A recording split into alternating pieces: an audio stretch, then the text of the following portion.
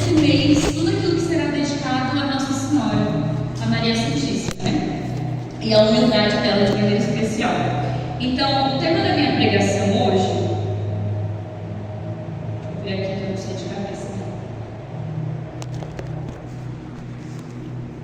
O tema da minha pregação é Maria Santíssima, modelo de humildade e serva do Cristo Libertador.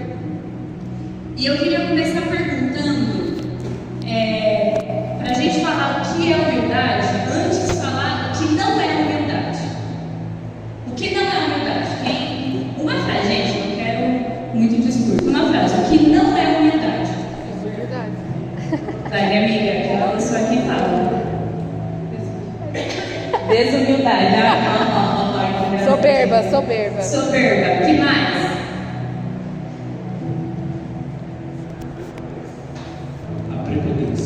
Prepotência. O que mais que não é humildade? Orgulho. O que mais? Desobediência. O que mais?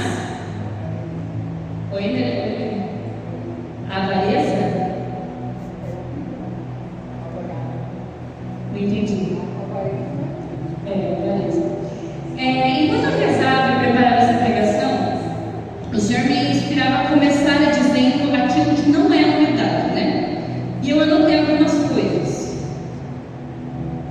Primeiro, não é a submissão cega, não é nós fazermos tudo e exatamente tudo aquilo que uma outra pessoa me pede, porque muitas vezes na nossa cabeça você ser humilde é você se rebaixar a tudo e a todos, a todo custo e a qualquer momento, né? Não é isso, não é submissão cega. A humildade também não é baixa autoestima. Uma pessoa que ela não tem força ou que ela muitas vezes não se acha boa o suficiente, uma pessoa que a todo tempo se autodeprecia, a todo tempo não, eu não posso, não sou capaz, não vou conseguir fazer. Isso também não é humildade. A humildade também não é anular-se. Não é você se retirar de toda e qualquer situação da sua vida com o pretexto que você está sendo humilde. A humildade também não precisa se parecer, entrando um pouco naquilo que eu falei antes, né? Não é você ficar se autodepreciando o tempo todo, não é você querer ser visto pelos seus defeitos, ser visto por aquilo que você não consegue, que você não é capaz de fazer. Isso não é humildade, porque a humildade você não precisa aparentar, você simplesmente é. Não é dependência da aprovação alheia, então entra um pouco naquela questão da submissão cega que eu falei, da gente sempre colocar a responsabilidade das nossas atitudes, das nossas escolhas em outra pessoa, e aí a partir disso eu me torno dependente daquela aprovação. Então, se aquela pessoa me fala, eu faço, se ela não fala, eu não faço, então eu estou sendo humilde porque eu estou me submetendo a ela. Humildade também não é isso, propriamente dita, né? Só nessa situação específica que eu falei. Não é dependência espiritual, não é dependência afetiva, não é dependência emocional de alguém. E a humildade também não é omitir a minha opinião em toda e qualquer situação.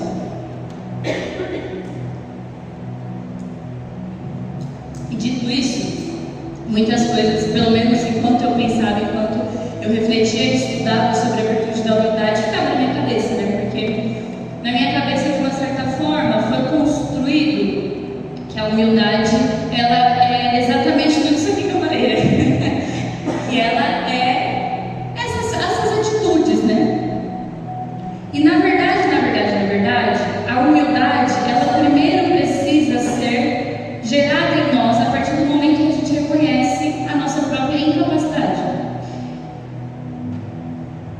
Depois a gente fala dos casos externos, né? Mas enquanto eu rezava e eu refletia, vinha muito no meu coração de que a humildade, ela primeiro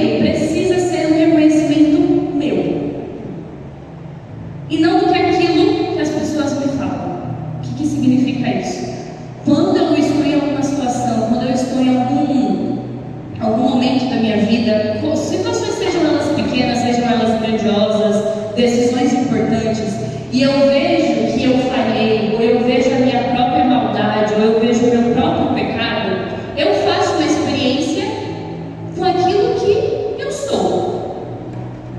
Com a Júlia, que tem inúmeros pecados, com a Júlia que não consegue ser boa em tudo aquilo que ela faz, com a Júlia que muitas vezes está abaixo de outras pessoas, tem menos experiências que outras pessoas. No meu trabalho eu consigo ver nitidamente isso, assim, né?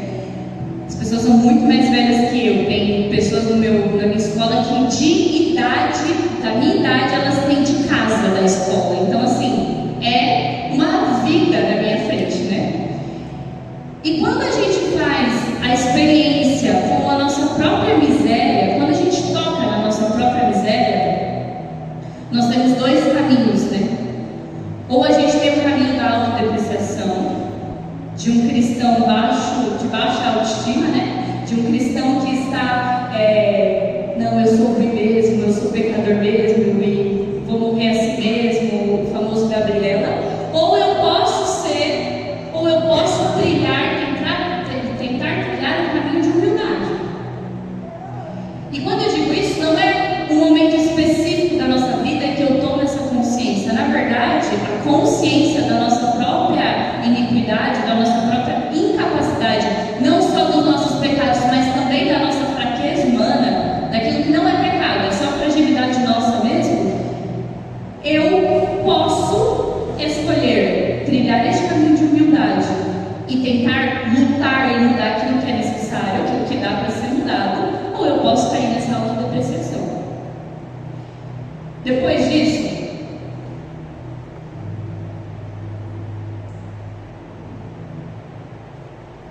eu queria ler com vocês, quem trouxe a Bíblia aí, começar a trazer a Bíblia de volta para a capela. Pega a sua Bíblia e abre no Magnificat. Lucas 1.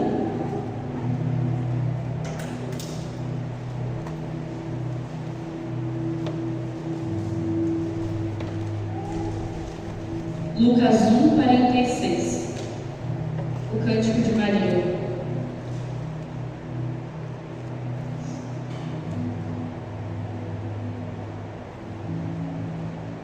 O Evangelho diz assim: Maria então disse: minha alma engrandece o Senhor, e meu espírito exulta em Deus, meu Salvador, porque olhou para a humilhação de sua serva. Sim, doravante as gerações todas me chamarão de bem-aventurada, pois o Todo-Poderoso fez grandes coisas em meu favor. Seu nome é santo, e a sua misericórdia perdura de geração em geração para aqueles que o temem. Agiu com a força de seu braço, dispersou os homens de coração orgulhoso, depôs poderosos de seus tronos e a humildes exaltou. Cumulou de bens a famintos e despediu ricos de mãos vazias. Socorreu Israel, seu servo, lembrado de sua misericórdia, conforme prometera a nossos pais, em favor de Abraão e de sua descendência, para sempre. Palavra da salvação. Esse trecho da Bíblia, né, essa passagem, ela me chamou a atenção em alguns pontos que falam muito sobre a humildade de Maria, né? O primeiro ponto é a alegria como fruto. A primeira coisa que Maria ela fala, né, a primeira coisa que fica nítido quando ela começa a cantar, proclamar o Magnificat, é a alegria. É a alegria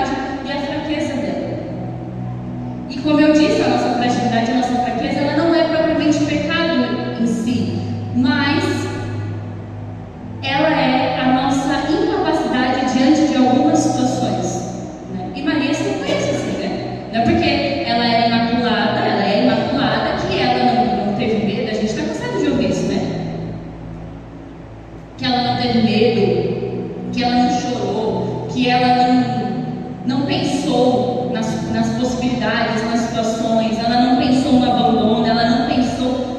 A gente não sabe o que se passou no coração dela, mas nós sabemos, diante da nossa própria experiência, de que existem situações em que a nossa fragilidade humana parece que tarda.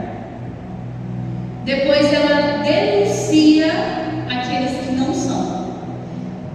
Então Maria, ela se alegra no Senhor, ela reconhece a sua própria humilhação e ela denuncia aqueles que não são. Depôs poderosos de seus tronos e a humildes exaltou. Então, pelo cântico de Maria, a gente vê que a humildade não é calar-se todas as vezes. Porque Maria aqui, no cântico de exaltação, ela denuncia aqueles que não são, aqueles que são soberbos, os poderosos, que estão nos tronos e que são grandiosos, né? E que muitos não se rebaixam à grandeza de Deus. E por fim, ela reconhece a grandeza de Deus. Existe muito mais de Deus no cântico do Magnífico do que de Maria propriamente, né? Minha alma engrandece ao Senhor, o meu espírito exulta em Deus, meu Salvador. O Todo-Poderoso fez grandes coisas, o seu nome é santo, agiu com a força de seu braço, dispersou os homens de coração orgulhoso, cumulou de bem os famintos, conforme prometeu, em favor de Abraão. Então, Maria, ela a todo tempo ela exalta a grandeza de Deus. Ela exalta a mão poderosa do Senhor que esteve e estava sobre ela e que não deixou o seu povo padecer, não deixou o seu povo no seu próprio pecado, na sua própria miséria. Por isso que o Senhor envia Jesus, né? E tem uma frase muito interessante que coroa todo esse cântico de Maria, que Santa Teresa d'Ávila fala que a humildade é andar na verdade. E se eu pudesse, eu completaria, né? É andar na humildade, é andar na verdade e na prudência. Porque nenhuma virtude, se não estiver recheada, se não estiver ali respaldada pela prudência, é uma virtude muito fragilizada, né? Se assim a gente pode dizer. Então Maria, por que ela é humilde? Porque ela andou na verdade. Porque ela simplesmente reconheceu quem ela era, a humilhação dela, a fraqueza dela. Ela reconheceu e denunciou os poderosos e ela exalta Deus, ela engrandece Deus, que é digno de ser exaltado e que é digno de ser adorado. Então, a humildade de Maria, ela é baseada na verdade, por quê? Porque ela não tem dissociação, distorção, ilusões, fantasias, coisas na cabeça dela que faz com que ela enxergue as situações de maneira distorcida. O que eu quero dizer com isso? Por exemplo, ela recebeu Jesus no seio e ela sabia que era o Messias. Ela não sabia de todo o caminho, mas ela sabia que quem ela estava recebendo ali era o Messias. E ponto. Mas será que... Não, ela sabia que era o Messias. Mas será que vai dar certo? Não, era o Messias. Não, mas será que eu vou chegar até ele de fato? Não, era o Messias. Então, ela não existe distorção da realidade. Quando ela questiona o Senhor, né, como isso se dará, não é propriamente, tem muitos protestantes que falam aí, né, que Maria fraquejou, que ali ela pecou, não existe isso. Mas ali ela também reconhece o quê? A fragilidade e a fraqueza dela. Então não existe distorção da própria imagem dela. Ela não se acha a boa zona, não, vamos aí, né? Eu aqui com 12 anos vou engravidar do Messias e é isso aí, vai dar tudo certo, vai ser tudo maravilhoso, eu sou top, eu sou digna. Não, Maria em nenhum momento ela se reconhece dessa maneira. Então não existe uma distorção com ela mesma. E depois não existe uma distorção, não existe uma fantasia, não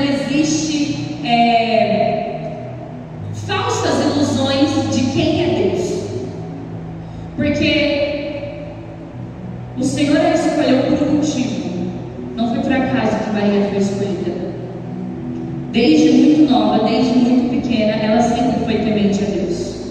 Maria, ela nunca teve uma visão distorcida de Deus, né? Não é que nem nós que muitas vezes iniciamos a nossa caminhada de fé com a visão de Deus, com aquilo que nós vemos com o nosso pai adotivo, nosso pai biológico, né? Ou a nossa visão do masculino, ou as nossas visões de abandono. Não, Maria, ela tem uma visão de quem é Deus e do poderoso Deus que ela servia. Ela sabia quem ela servia. E por que ela sabia? Porque desde muito nova, desde muito cedo, ela tinha intimidade com esse Deus. Em nenhum momento ela deixou de estar debaixo da mão de Deus. Obviamente, porque ela não cometeu nenhum pecado. Mas ela sempre esteve fiel na vontade de Deus. Quando a promessa se cumpre, quando ela recebe o Senhor, é uma resposta a um Deus em que ela já conhecia. Eu imagino, né, que é coisa da minha cabeça. Imagino eu que, por mais que ela tenha ficado assustada quando ela recebeu a visita do anjo, eu não acho que ela tenha se sentido assim, nossa, estou num mundo paralelo, o que está acontecendo? Não, eu não acho. Eu acho que, claro que a glória do anjo deve ter a surpreendido, mas ela tinha intimidade com o divino, né? Ela tinha intimidade com o sagrado. Então, para ela, foi surpresa o Senhor ter escolhido, mas ela sabia em que território ela estava pisando, né? Porque ela tinha intimidade com aquele Deus. Não era um Deus estranho. Não era que nem eu lembro daquela passagem que Paulo fala, né? Dos gregos, que aquele monumento era de um Deus desconhecido. Para Maria não era um Deus desconhecido, era um Deus que ela conhecia de fato. Era um Deus que ela tinha plena intimidade, né? Maria estava completamente ligada a Deus na sua vida espiritual. Vamos lá, vamos ver se vocês lembram. Então, no texto bíblico, a alegria como fruto, o reconhecimento de quem se é, a denúncia daqueles que não são e o reconhecimento da grandeza de Deus. Maria é muito linda e muito maravilhoso a gente meditar sobre a vida dela, mas trazendo para a nossa realidade, velhos portais e buscando a santidade, quando eu olho para tudo isso, quando eu vejo toda a entrega de Maria e todo o caminho que ela trilhou, o que vem muito no meu coração é de que a humildade ela precisa nos libertar de nós mesmos. Porque seja a nossa visão distorcida de quem nós somos, né? Ou seja, da autodepreciação, ou seja, da soberba mesmo, né? Do orgulho, seja da nossa visão com os outros, da nossa realidade, das nossas decisões perante os outros, e seja da nossa visão em relação a Deus. A humildade, ela nos liberta, porque ela nos desprende das nossas próprias visões. Ontem mesmo eu tive terapia e a gente começou a falar muito sobre prisão, né? Prisão interior, prisão de fato. Foi bem tranquilo e calmo. Graças a Deus. E aí a gente estava falando disso. E aí ela falou assim pra mim uma hora: nossa, Júlia, me parece, mas assim, né? Me parece que você, de uma certa forma, você ajudou a criar uma prisão interior dentro de você. E aí eu falei assim pra ela: vou rezar com isso, né? E aí ela me explicou um pouco, né? Como se, por tantos anos de caminhada, por tantas coisas que aconteceram, existisse de fato uma prisão dentro de mim e que muitas vezes eu não consigo me libertar sozinha. De fato, eu não consigo, né? Eu já cheguei nessa conclusão, eu não consigo. E ela falou isso pra mim, né? Ela falou: é um mecanismo que você criou para si mesma, e aí aqui, né? É a dispersão, a dissociação, que é a virtude da humildade. E você criou essa prisão dentro de você porque que ela não existe mais, que você foi obrigado a sair dessa prisão, você não sabe viver direito, né? Então você meio que perdeu ali as suas bases, aquilo que você criou, aquilo que você tinha como expectativa diante dos outros, aquilo que você tinha expectativa sobre a sua própria vocação, aquilo que você tinha sobre expectativa. Como não existe mais, você não sabe como viver direito, né? Então você fica tentando voltar para a prisão. Só que graças a Deus, a prisão não existe mais. E aí, quando eu pensava nessa pregação, o Senhor falava para mim que a virtude da humildade, ela me liberta, Júlia, me liberta exatamente para entender que eu não tenho controle das coisas, e muito mais do que isso, a reconhecer que eu estava numa prisão é um reconhecimento de fato da realidade, mas é também um ponto de partida para que ou eu entre numa depressão profunda ou eu de fato trilhe um caminho para a virtude da humildade, né? De reconhecimento de quem é, de reconhecimento daquilo que é, daquilo que fez, daquilo que esperou demais dos outros, daquilo que idolatrou, mas também do reconhecimento da grandeza de Deus. Não existe virtude mais bonita no sentido de intimidade com o Senhor do que, na minha opinião, né, do que a virtude da humildade. Porque os soberbos, os poderosos, os que estão nos tronos, aqueles que buscam, né, os aplausos e os palcos, não são dependentes de Deus, né?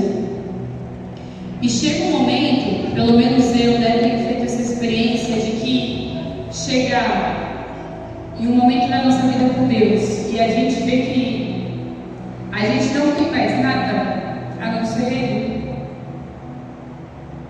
Pega, né? Então, existem virtudes que vêm, que a gente busca de fato, e existem virtudes que a gente precisa buscar, né? A gente não tem mais outra opção, né? E fazer essa experiência tem sido muito, muito frutuoso para mim, né? Porque sobrar só Deus, a gente não tem para onde correr, né? E diferentemente de Nossa Senhora, eu pelo menos me assustei com isso, né? De primeiro momento. Me assustei bastante, na verdade. Mas que aos poucos o Senhor ele tem trabalhado no meu coração isso, né? Uma solidão com Deus, um retirar dos ídolos com Deus, um lidar com a minha própria miséria, com a minha própria carência, com as minhas próprias frustrações com Deus.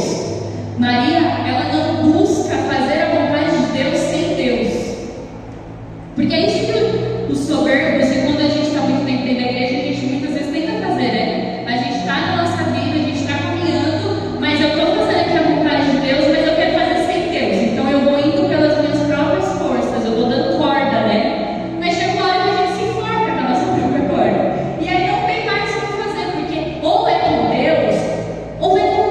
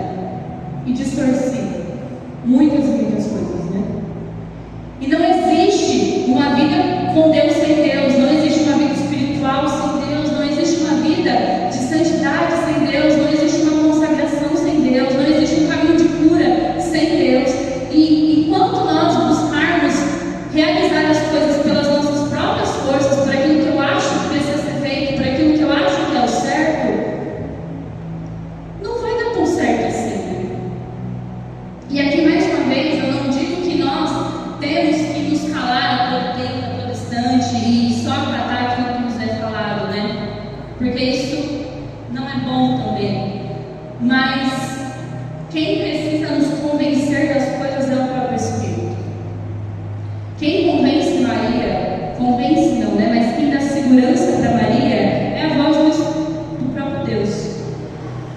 Quem diz para ela se tranquilizar, e mais do que isso, quando ela ouve a profecia de Simeão dizendo que uma espada de dor transpassaria o coração dela, por que ela não se desesperou e ficou pensando isso por 30 anos? E por quê?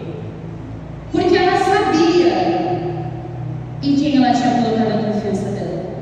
Ela sabia o Deus a qual ela era temente. Não era novidade para ela. Por mais que fosse uma profecia, né? Falar que vai uma espada transpassar o meu coração, pelo amor de Deus, né? Mas ela sabia quem ele era. É por isso que ela não tinha medo. É por isso que ela não parou no caminho, né?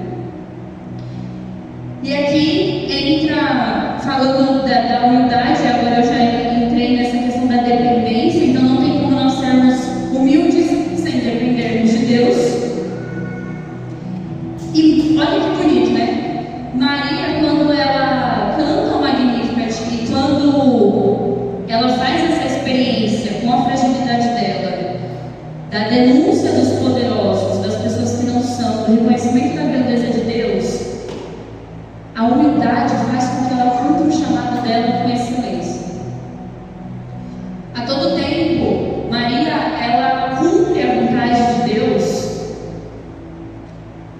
com excelência, com perfeição, fazendo aquilo que precisava ser feito, seja ir visitar a prima, voltar, ir para o Egito, levar o menino, perder o menino, e aí criar Jesus, seja estar na cruz. Por quê? Porque a humildade faz a gente entender que nós precisamos depender de Deus. Então Maria, ela cumpre o chamado dela de ser mãe do Messias com excelência, porque ela foi humilde. Ela cumpre o chamado dela de ser esposa, porque ela foi humilde, porque ela também sabia das fragilidades de São José, ela via. Ela cumpre o chamado dela de ser mãe da humanidade, quando Jesus dá João para ela na cruz, de rainha dos céus, de intercessora. Ela cumpre o chamado dela depois da profecia de Simeão, então quando tem a paixão e a espada de fato transpassa a alma dela, ela cumpre essa profecia. E foi assim que ela permaneceu diante do tormento da cruz, né? Foi porque ela foi humilde e porque ela estava todo o tempo dependendo de Deus.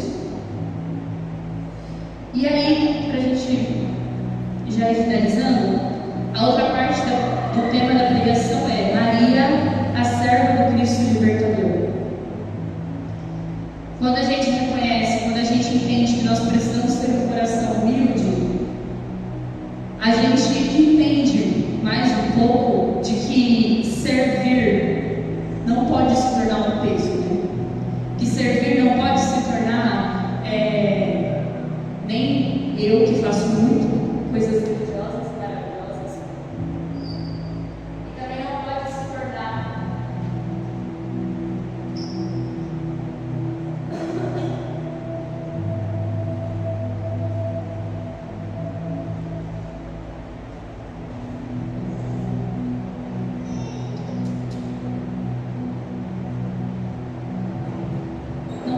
tornar motivo de orgulho, no sentido soberbo da palavra, né?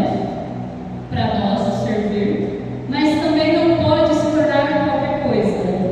Porque a partir do momento que ela se reconhece humilde e ela canta o Magnificat, e aí começa, né, as coisas acontecerem, Jesus nasce e tudo mais, ela sempre se coloca a serviço, né? Por que a humildade ela está ligada diretamente com o servir? Porque somente um coração humilde consegue servir sem distorção, sem distorções. E eu também tenho aprendido isso agora, né? De fato, de servir sem pensar nas aprovações alheias, servir sem pensar naquilo que o outro iria falar, aquilo que o outro iria pensar e tudo mais, e servir servir, né? Só servir. Só servir. Não existe outras realidades, não existem outras pessoas, não existem outras coisas que devem ser colocadas no nosso motivar. Eu sirvo por quê? Eu sirvo por causa disso, eu sirvo porque fulano, eu sirvo porque Beltrano, não. Eu sirvo porque Jesus falou que tinha que servir e a gente precisa servir, né? Então, essa relação da humildade com a servidão precisa ficar muito clara no nosso coração para que nós não caiamos nem no ativismo, mas também nem no comodismo. É aquilo da prudência que eu falei no começo, né? De nós andarmos na verdade, de nós sabermos quando a gente precisa parar, quando a gente precisa retroceder, quando a gente precisa falar, quando a gente não precisa falar, quando a gente precisa se opor, mas quando a gente não precisa se opor. Então, a virtude da humildade, ela coroa todas as outras virtudes, né? E ela nos dá um coração mais firme, um coração mais fiel a Deus. Porque os soberbos, e muitas vezes nós, não somos fiéis a Deus como nós deveríamos, exatamente porque nós não queremos depender dEle. E depender dEle em tudo. Desde a roupa que eu visto, até o meu trabalho, até a minha casa, até as minhas contas, até a minha concentração. Depender dEle exatamente em tudo, em detalhe por detalhe. Eu queria que vocês fechassem os olhos rapidinho, enquanto a gente prepara para expor Jesus. E eu queria pedir que Maria Santíssima, que já está nesse lugar, mas que ela possa se fazer presente intimamente nos nossos corações neste momento. Eu queria pedir que através da intercessão de Maria, o Espírito Santo de Deus ele possa vir explicar tudo aquilo que é confuso nos nossos corações, tudo aquilo que nós não conseguimos compreender ainda. Nós pedimos, Mãezinha, interceda por nós, interceda por cada realidade que está aqui, interceda pelos meus irmãos de comunidade, pelas pessoas que estão aqui neste grupo no dia de hoje. Interceda, Mãezinha, para que nós possamos ser verdadeiramente santos. Que tudo aquilo que nós fazemos, tudo aquilo que nós realizamos, Mãe, seja para a santidade, para alcançarmos a santidade.